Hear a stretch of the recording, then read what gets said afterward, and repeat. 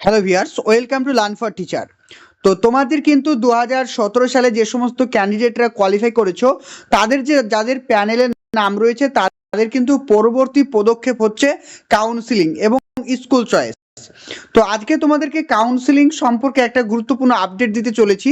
তো প্রত্যেকের জন্য খুবই সুখবর যে আমরা বিভিন্ন তথ্য অনুসারে জানতে পেরেছি যে বিভিন্ন ডিপিএসসি যেগুলো আমাদের ডিস্ট্রিক্ট লেভেলে যেগুলো রয়েছে, সে প্রত্যেকটি ডিপিএসসিতে কিন্তু ডিস্ট্রিক্ট ওয়াইজ যে তোমাদের মেরিট লিস্ট সেটা কিন্তু পৌঁছে গেছে। প্রত্যেকটা ডিপিএসসিতে কিন্তু স্টেট ওয়াইজ যে মেরিট লিস্ট হয় সেটা কিন্তু অলরেডি পৌঁছে গেছে, কিন্তু কবে কাউন্সিলিং হবে এই ব্যাপারে কিন্তু কোনো রকম নোটিশ কিন্তু এখনো পর্ষদ ডিপিএসসিকে দেয়নি। বোঝা গেল? কিন্তু লিস্ট কিন্তু চলে গেছে মেরিট ওয়াইজ। প্রত্যেকটা ডিস্ট্রিক্টের যে মেরিট ওয়াইজ লিস্ট হয় সেটা কিন্তু ডিপিএসসিতে চলে গেছে, কিন্তু কাউন্সিলিং কবে থেকে শুরু হবে এই ব্যাপারে কিন্তু পর্ষদ এখনো নোটিশ দেয়নি। কিন্তু খুব শীঘ্রই 2-1 দিনের মধ্যে কিন্তু নোটিশ চলে যাবে ডিপিএসসিতে। আগামী সপ্তাহে কিন্তু তোমাদের কাউন্সিলিং শুরু হবে বলে মনে করা হচ্ছে। এবার যেটা তোমাদেরকে বলি যে আমরা স্কুল চয়েস কিভাবে করব।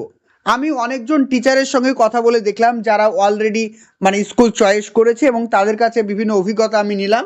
তারা একটা কথাই বলছে যে যখন তোমাদের মেরিট হবে, তোমাদের তো একটা মেরিট লিস্ট করা হয়েছে ডিস্ট্রিক্ট ওয়াইজ, যখন তোমাদের মেরিট লিস্ট করা হবে সেই মেরিট লিস্টগুলো তোমাদের একটা বোর্ডে কিন্তু তোমাদের প্রকাশ করা হবে। বাইরে অত ডিপিএসসিতে যাবে, সেখানে হয়তো কোনো দেওয়ালে বা কোনো একটা ধরো বোর্ডে সেগুলো চিপকানো থাকবে। তো তোমরা যাওয়ার পরে তোমরা সেই ছবিগুলো মোবাইলে তুলে নেবে, মোবাইলে তুলে নিয়ে বাইরে কোনো ভালো জায়গায় বসে তোমরা স্কুল চয়েস করবে।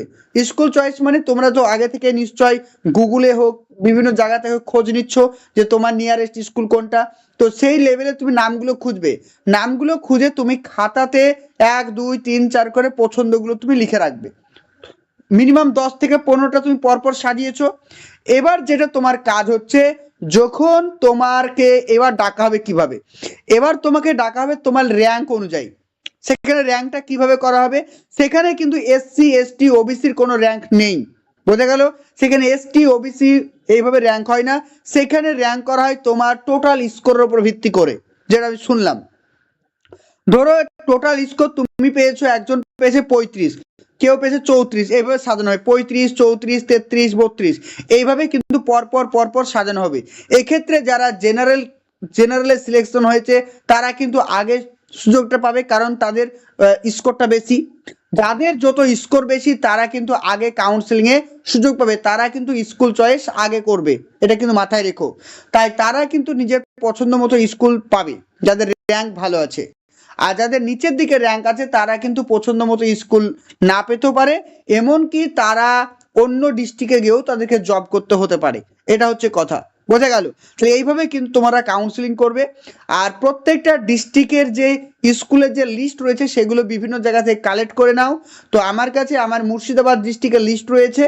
তো তোমরা যদি মুর্শিদাবাদে অ্যাপ্লাই করে থাকো, অবশ্যই ভিডিও ডেসক্রিপশনে হোয়াটসঅ্যাপ বা টেলিগ্রামের লিঙ্ক আছে, সেখানে জয়েন হয়ে যাও।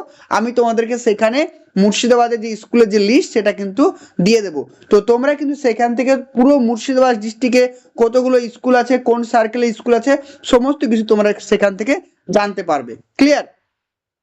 তাহলে কিভাবে স্কুল চয়েস করতে হয় তোমাদেরকে দেখিয়ে দিলাম। এখানে কিন্তু তোমাদের স্কোরের উপর ভিত্তি করে মেরিট করা হবে। বোঝা গেল?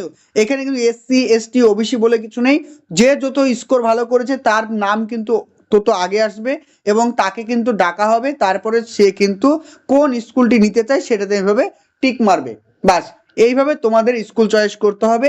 যতটা ইনফরমেশন আমি পেয়েছি অন্যদের কাছে জিজ্ঞাসা করে, তারা কিন্তু আমাকে এইভাবে বলেছে। তো আশা করছি এইভাবে হবে। আর তোমাদের কিন্তু যে কাউন্সিলিং সেটা কিন্তু তোমাদের ডিপিএসসি থেকেই হবে, ডিপিএসসি থেকে কাউন্সিলিং হবে, ডিপিএসসি থেকে তোমাদেরকে অ্যাপয়েন্টমেন্ট দেওয়া হবে।